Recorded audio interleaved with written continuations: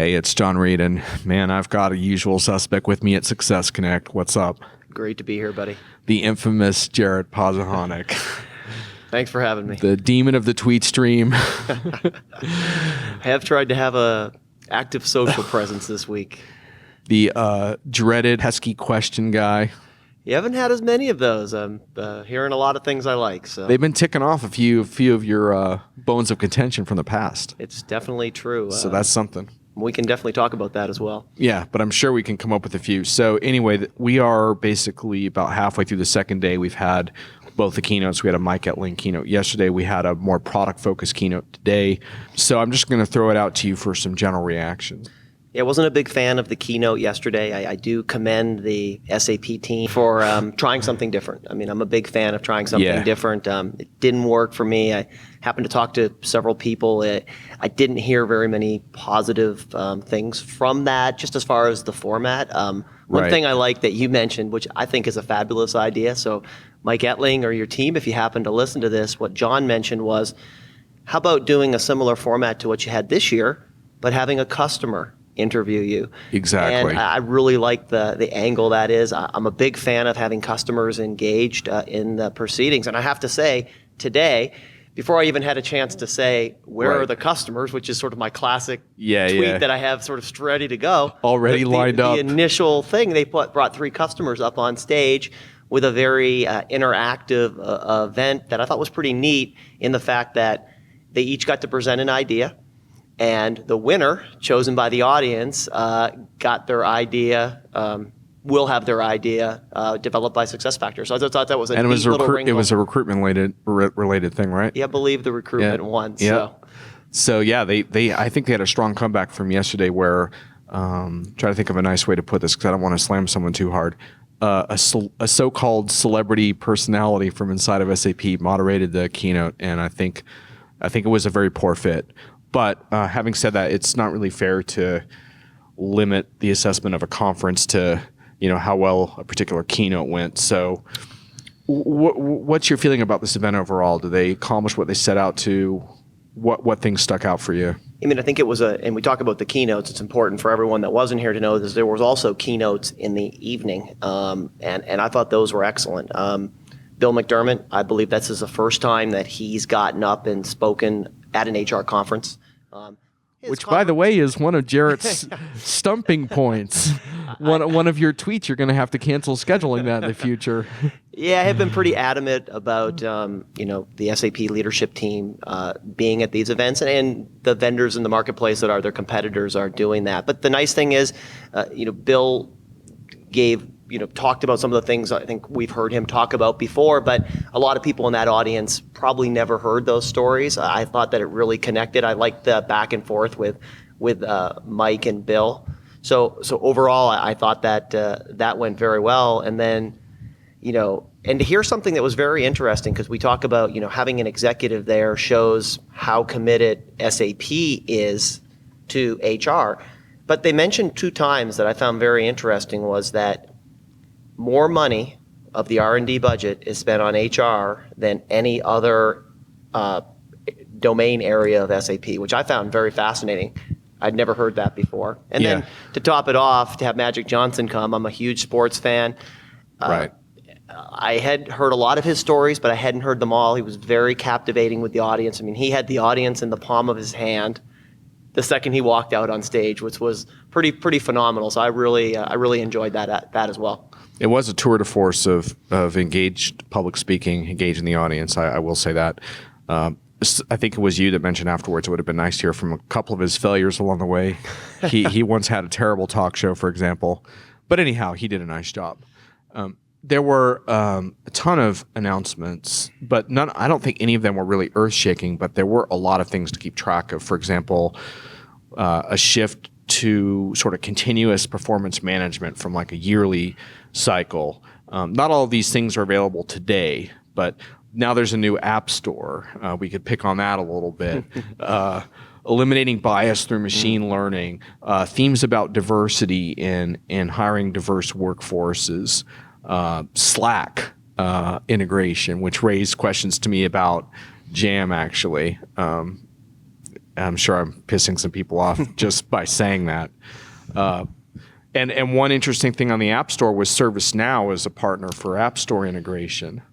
Very interesting. Yeah, I did find. I mean, I've heard Mike say before that that some of our competitors are also our friend. So I think it's I saw Craig Power post frenemies, which are your friend and your enemies. But up until recently, and I believe it's true that ServiceNow is a competitor of SAP. But then to hear Thomas Otter talk about, back 4 or 5 years ago with different technology stacks in order to get these partnerships in place, real partnerships, and we've all seen the announcements where they're marketing partnerships, but some of these, when you're building apps and stuff, these are legitimate. They have to be legitimate partnerships if you're planning on, selling those apps. And he just talked about how it was easier than ever to expose the technology and have vendors be able to build these apps. And so I think I like the idea of apps. I've liked it for a long time. I believe there's lots of use cases for HR and apps. I just question the same thing that SAP has struggled with. We now have another app store. I mean, there might be 5 or 6 app stores out there. Right.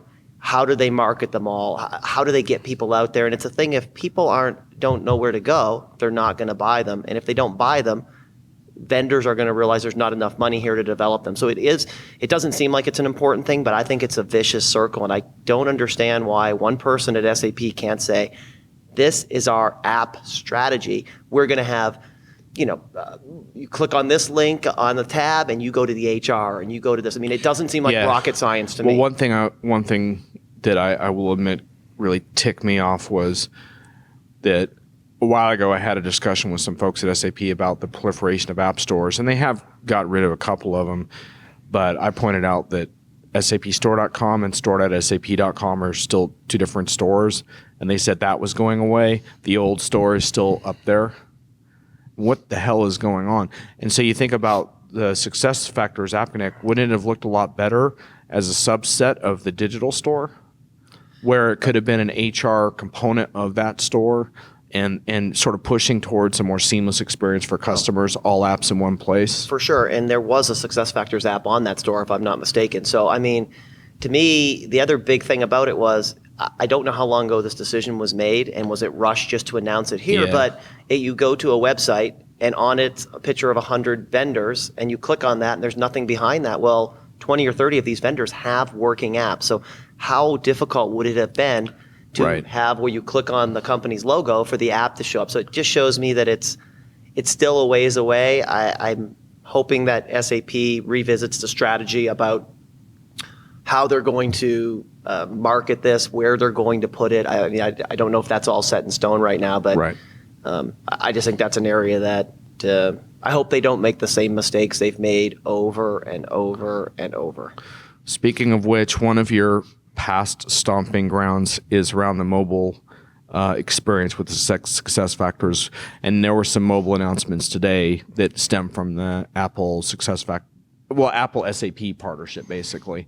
What is your current feeling about the mobile experience?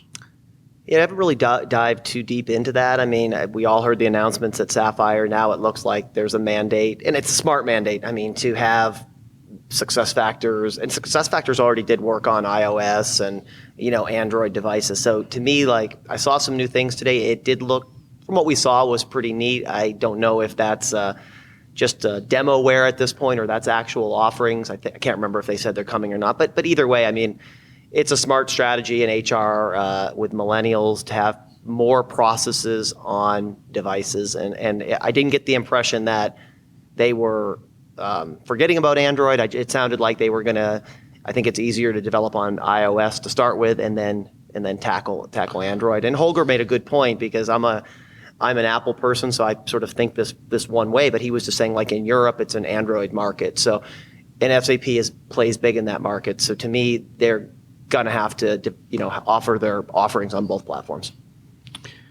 So if you're a SuccessFactors customer, and I know you spend a lot of time on customer sites, what for you are the concerns that you still have going forward? Or is it things like support? Is it skills aspects? Is it consulting value to implementation costs? Is it functionality? Where are your concerns? Yeah, one area that's not is functionality. I mean, the functionality has come very fast over the last several years. Functionality is coming a lot faster than most companies can consume it. And it's one of the reasons that there was a pretty big announcement here. It really didn't get a lot of airtime, but going forward, SuccessFactors is going to have 2 main releases a year and 2 what they call minor releases a year. So for customers, I had a chance to talk to Adam, who's not sure his exact role, but he's very high up in the whole data center infrastructure team and SAP leads that team. And he was telling me that if I get this right, the plan is for the Q4 and the Q1 will be more technical updates behind the scenes. There'll still be some things that customers can opt in on. The middle releases of the year, the 2 in the middle of the year, will be where SAP will bring out a lot of their enhancements and new pieces of functionality that will cause customers to have to regression test. On the surface, it makes perfect sense. You don't want to do any disrupting the business in Q4, Q1. Customers are more able to, take on more changes, and so I like that approach. And I think that's customers can only take so much change, and so the technology is coming so fast. So, not from a functionality standpoint. I think there's still pain points around support. I haven't heard anything about customer satisfaction. I mean, I think those do tie together. I would like to see SAP a little more proactive on tracking customer satisfaction, as well as the customer support. There's a lot of initiatives around customer support. So I was at an analyst event in April, and I heard a lot of good things. One thing that I'd never realized was SuccessFactors had outsourced all their IT support, all their customer support. They recently brought that back in-house, and they hired 300 or 400 people. And so, Mike Ettling he realizes that service is a strong point of SaaS, and they're doing some things that are that I think are very good there. But I don't know I don't know how long it'll be before customers start to see the impact of all the initiatives that are going on. Mm-hmm. On Twitter, you're notorious for pushing my buttons and getting me to react strongly to something. So I'm going to turn the tables on you here and see if I can do the same regarding an announcement that came out from ASUG this week. ASUG did have a presence at this show. I see your look on your face already. I wish we had video for this one, viewers. ASUG's Partner Place, which is the much anticipated ratings community. Well, I don't think it's just that, but it's focused around ratings for consulting firms. It's not HR specific, but it does tie into a key point that you hammered on a lot around consulting quality and implementation quality. So what are your thoughts on all that? Conceptually, I love the idea. I mean, I love the idea. I'm a big Amazon user, and when I go and I see something that's got 2 stars on it, I really take a step back and say, is that something I want to buy? In some areas, I'll only select things that are 4 stars. Here's the issue I have with the partner portal is as I don't, there's 2 issues with it. One of them is nothing that ASOG can do anything about. It's a lot of SAP customers are risk averse. I've had customers that have had great SAP implementations, but the legal department didn't want them to speak at ASOG event. And how this ties together is, do you think those organizations are going to let one of their team members put a negative review about the consulting firm? And keep in mind, a lot of consulting firms are chosen at the CHRO level, the CIO level.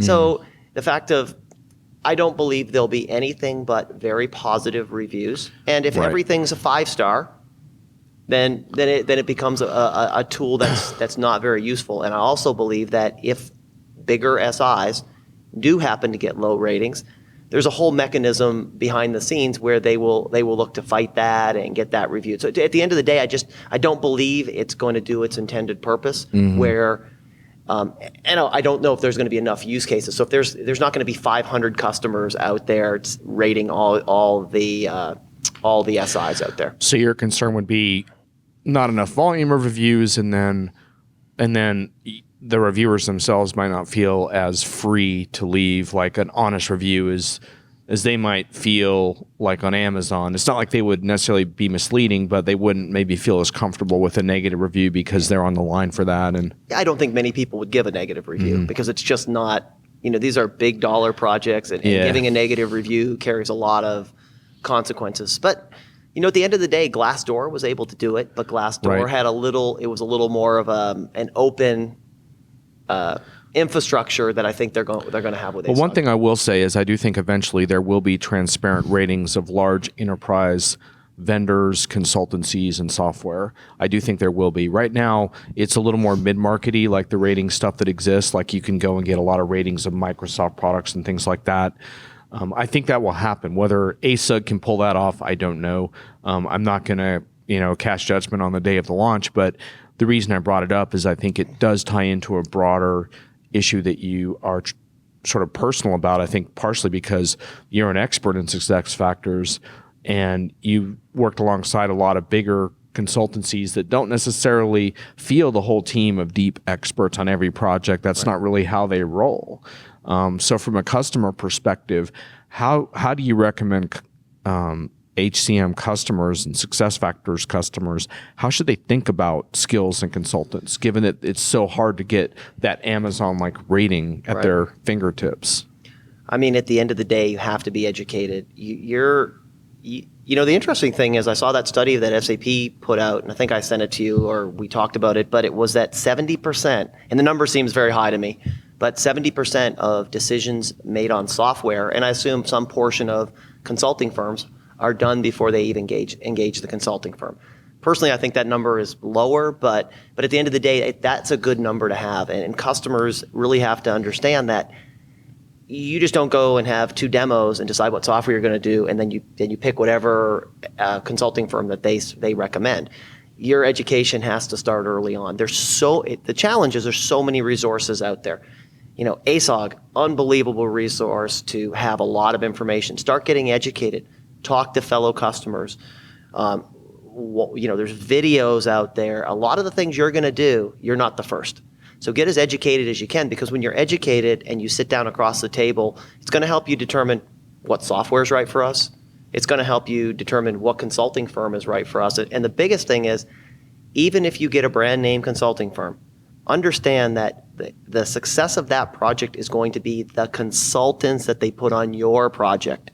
And so make sure that just because it's a brand name consulting firm, go out and if you Google SAP failures, you'll see a lot of big failures and big SIs there. You also see a lot of very successful projects out there.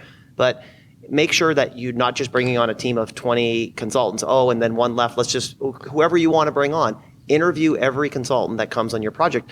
And people say, well, how can I interview them because I don't know the technology. I'd say, you can still have a conversation with them. You can still ask business questions. They should be able to understand business questions if they're going to translate your requirements into technology. But look at LinkedIn. Do a search on them. See if their resume matches up. Sure. Hey, see if you have someone that you know. Like I love when customers come out and reach out to me and say, hey, Jarret, I see you're connected to so-and-so. Right. Now, in my case, sometimes I don't know everyone that I'm connected to because I'll accept all the connections. But I bet I'll know someone that knows that person. And those are the things that I think help set you down the right road. Yeah, absolutely. The other fun topic that you're fairly notorious for is the old SuccessFactors Workday comparisons. You keep a fairly close eye on what Workday is up to. And one interesting thing that I think ties in here is that it was clear to me from this conference, and to some extent from Sapphire, but definitely here, that SAP is thinking a lot about the finance HR combination. In fact, one of the SuccessFactors folks today referred to a threat. They're clearly talking about Workday in terms of the finance HR combo play. And so it's pretty clear that's heavily on their minds in terms of the S4 finance and SuccessFactors combo. But of course, the challenge there then becomes the S4 public cloud has to be up to speed, because there's no way you can really take on Workday with an on-premise finance and cloud HR component. It has to all be in the cloud. Yeah, I mean, there's a lot of different angles we could go with that. But I guess one thing that surprised me is the fact that the public cloud adoption is very low right now.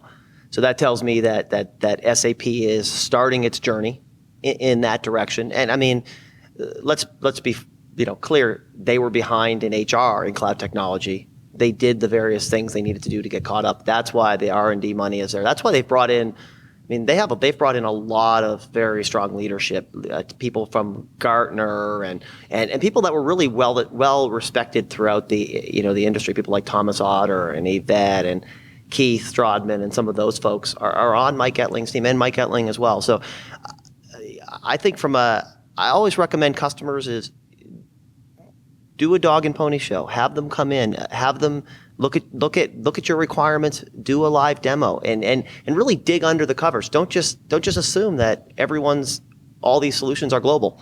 One thing I have to say about SAP technology is SAP does understand global technology. So everyone can put up a sign and say we're global, but SAP really does understand the global requirements, and it is built into a lot of their software, and that's a big deal. Well, and that was interesting because one of the analysts gave Mike Ettling, president, a hard time around IBM's use of Workday in the U.S., and Mike was quick to point out that IBM is using SuccessFactors talent and goals. Is it talent? No, I think it's performance and goals on a global basis. So to his point, right, global requirements. And it's fascinating too, because I hadn't realized that the big professional service firms are all making a rapid move to the cloud. Now it makes sense because they're shifting their consulting practices to the cloud. So it makes sense for them to be deploying internally. But from what I heard, Accenture is doing a big SuccessFactors implementation, and who knows if that's why the SuccessFactors CIO got to be on the stage. We know IBM is going with Workday. Oh, you mean Accenture? Accenture, sorry. Sorry, yeah. I'm sure that's just a total coincidence, Jarret. Yes. I'm sure of that. And someone I saw a tweet, I don't know if it's true or not, but that Capgemini and EY are going to SuccessFactors. And so it was just very interesting that each of them is putting up a flag. But keep in mind, all those places we just mentioned do have a Workday practice and do have a SAP and SuccessFactors practice. Well, and you make a point too, because in the punditry we get obsessed with like Workday versus SuccessFactors versus Oracle and the skirmishes and who has the better functionality. But from a customer perspective, it's really more about talking to your peers about what works and what doesn't, bringing in different vendors and approaches and picking the one that's right for you, which may have a whole bunch of different criteria that have nothing to do with, what's on the short list, right? That you and I might think about. So, well, one thing I did want to talk about it's something that I feel pretty passionate about, and I really love the direction SuccessFactors is going, and it's about the diversity and the bias initiatives that they have, and they started to announce them pre-SuccessFactors, and I had a chance to talk to some of the workforce analytics guys last night, and they've had some of this availability inside of the software. But what they're looking to do is they're looking to every product decision that they make, they're starting to look at it first from a diversity, what type of bias, diversity and bias. And to me, I've been blessed with both a son and a daughter, and the thought that if they both work equally hard, my daughter will not get the same opportunity as my son. Right. It's fairly offensive to me, to be honest, and so that's an initiative that I think everyone can get behind, and I can tell that's something that you can tell when people have a deep passion about something, and I could see several times in talking and hearing Thomas Otter talk that this is something that he really believes in, and the neat thing about it is, like, we saw some demos today that it was very interesting, because things like a job requisition, I had just never assumed that job requisitions there was bias in job recs, and there really is. And they were showing today just a basic spell checker that can help customers, and it's really what they talk about is unconscious bias. So we all know there's real bias out there. No software in the world's going to solve that problem, but I do believe there's people out there that really don't realize that they're unconsciously being biased. Or we saw a 9-box today. The 9-box, for you don't know, that's the various boxes on the talent profile where you click a button and it just shows male and female, which is just I think for some companies are going to be shocked because, oh yeah, we're very diverse and this and that. And then you start to go up the levels of the organization and you realize maybe we're not quite as, I think it'll be an eye opener for some companies. Some companies won't want to go there, but I really like the direction that SuccessFactors is going in this area. And I haven't heard a lot of their competitors talk specifically about this area as well. Well, I have a lot of problems with SAP at the moment, but I have to say that the diversity initiatives are compelling. And I think it's starting in this conference, you got a sense of kind of an overarching framework for it. Like where it was not only a priority for the right reasons, but it was being translated into machine learning. It was being translated into discussions about bias and diversity as a competitive advantage, not just as not just something to do because it's the right thing, but something to do to make you a stronger company. I mean, the video SAP showed was that it had autistic workers. It had a guy who had been homeless for a while speaking open. It had openly gay workers, and the way they were doing it, it was just so. I almost like teared up a little bit because I was like, that is the kind of workplace that I'd be proud to work in, and that's also a better workplace in terms of sourcing talent. And that was one of Mike Ettling's big points, was that the talent shortage is a myth. And I love that he said that, because I mean, there are certainly areas where talent is scarce, but this notion that we're always short of talent is like, no, we're just not tapping into the right communities, and we don't have the right imperative to do that. And so I think if they do this right, they can combine software with sort of a value system and also a business case. And then that's pretty compelling. Yeah, I mean, it's hard not to get behind something that's doing good, and it makes sense, and it's it's a win-win all the way around. And on that video, I mean, I hope that video gets more play. I hope they show that video at Sapphire next year. I mean, I just think that's one that should go to a broader audience. It's feel good, but same thing. It was very moving for me to watch that as well. So if you're listening, if you do a search for SAP Business Without Bias on YouTube, I'll bet you'll be able to find it. Or try Google as well if you can't find it there. The only counterpoint to that I would raise is that I do think that SAP has a good kind of problem, which is the growth of SuccessFactors, the customer accounts. Ettling's thinking 2,000 by the end of the year, whether they make it or not. That's Employee Central. That does raise skills shortage issues. And my experience has been in the past that partners mostly respond to that through the most sort of generic ways of getting a bunch of people certified. And we've discussed this before. We don't need to have a long discussion about certification today. But to me, part of what SAP is going to have to do there is to help partners figure out how to source more diverse talent also, as opposed to just throwing a bunch of people into the academy, which are usually junior consultants. And we had an interaction on Twitter about this because Vijay was talking about how he's found, he works at IBM, Vijay Sankar, how he's found that empty nesters have made some great consultant leaders for him because they have all this deep background and now they can travel again because their kids. So it's an fascinating untapped demographic, right? That is not considered, appropriate versus but for him, it's like they have way more experience and depth of knowledge than like a college graduate might. And so to me, that's going to be very interesting, is to see how SAP copes with a very specific skills shortage around the growth that they're having. And I hadn't really thought of the empty nester is very interesting, but I also think the same concept of, women that are highly educated, they're in the workforce and they decide to stay home and raise their kids, and they decide to go back into the workplace. I mean, they're smarter than when they left, that's for sure. And I mean, and a lot of people will take the fact that they were outside of the workplace for 10 years as a negative, and I would question maybe that's not, like, I don't know, but I just think it's the thought of is so many companies do the cookie cutter job requisition and the cookie cutter hire and the same questions. And I just think that there's other options out there. And I hope that companies start to sort of change the way that they're looking on staffing. Well, and to your point, there's like with the SaaS consulting that we've talked about before, you can envision a work at home mom or dad. Like if a company was open to it, where they would essentially work 3/4 time or 2/3 time most of the time, raise their kids at home, they would travel some, but then they would also be able to service clients remotely in a way that wasn't considered acceptable in the past. But it creates you need a certain imagination and willingness to challenge your own cultural barriers to utilize that talent. The talent's there. They could be extremely talented, but they made a family commitment that they have to honor, So to me, that's a lot more exciting than the old days of like when I was a recruiter, where one of my first questions was, can you travel Monday through Friday? And if you couldn't do that, then I put your resume in another pile, no matter how good you were. You may have to put that old picture that you had with the long hair somewhere. I might have to post that. No, but one thing I did like about the conference, and I have noticed the last three or four events I've been to, is that everyone is rowing in the same direction. And I think that's something that starts at the top of the organization. And you might say, well, that's the way it always is. And that's not the way it always was. In the SAP at least the HR world. And so I do think that the nice thing is they've consolidated several areas under Mike Ettling. They have some clear strategic directions. The messaging is very authentic. We haven't heard any grand promises or anything. I mean, they are a good example is last year. They talked about intelligence services.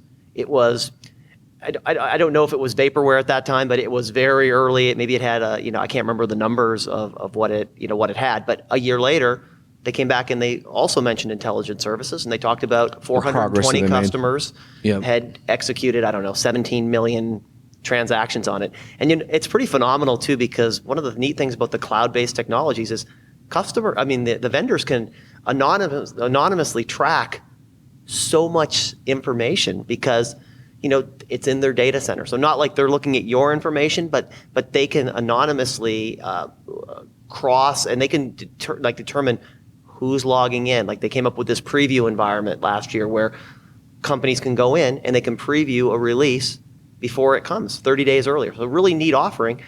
They can actually go in and see which customers are logging in, how much usage are they getting out of that. So it's just, there's some opportunities there that everyone being in a multi-tenant cloud environment is going to benefit everyone that's in the multi-tenant cloud environment. Right. In fact, I heard some praise of multi-tenancy from one of the presentations that was not something you typically hear in a HANA show. So, but anyway. We'll have to give a shout out to Naomi Bloom, who has been a multi-tenant somewhere Naomi Bloom is smiling. For when I didn't even know what multi-tenant was. So. She did make a video appearance at the show too, so there you go. Yes, and that was a new award that's coming out, which I'll want to hear more details about that, and I'm sure we'll see it at the next event. Well, there you have it, folks. I tried to put the chip back on Jarret's shoulder, but we got, I don't want to say happy camper Jarret Pazahanick, but happier camper. Seems like you like the direction, which isn't a bad thing.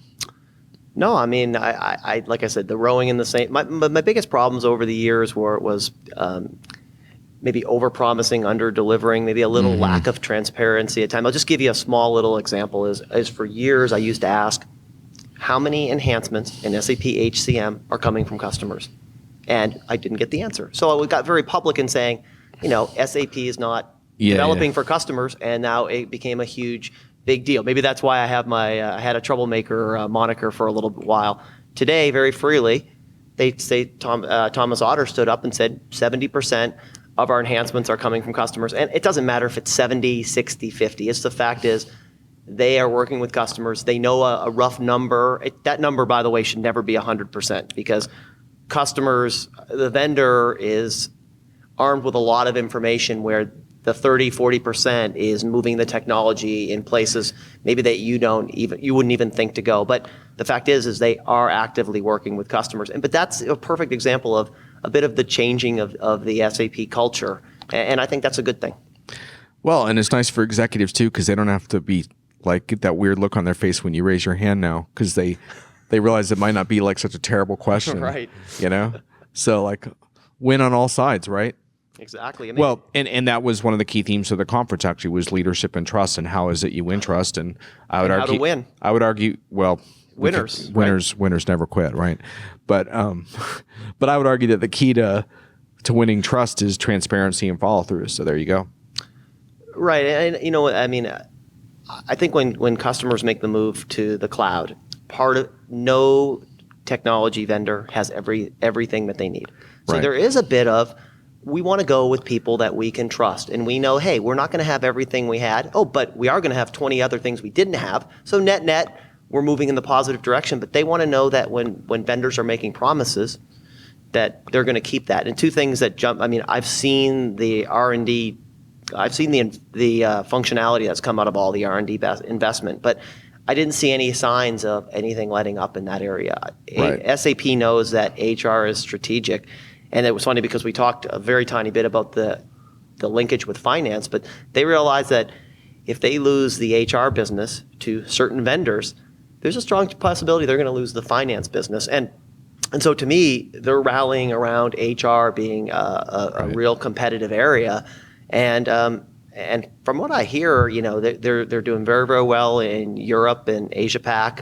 competing head to head with some of the other customers. And in the U.S., they've gotten a lot more savvy on how to deal with some of their stronger competitors. So it's a good place to be right now if you're a buyer of HR technology, because there's some strong options out there for you to consider. Well, I wish we had time to get into continuous performance management because I have some real questions. Although I do think it's progress to do continuous performance management over the once-a-year review. I still think the paradigm is pretty deeply flawed. But unfortunately, Jarret, you want to go see a keynote that's about to start, and I have an article that I'm behind on. So good. I think we might have to save that for another time. Well, thanks for having me. And thanks for the roundup. Thanks, buddy.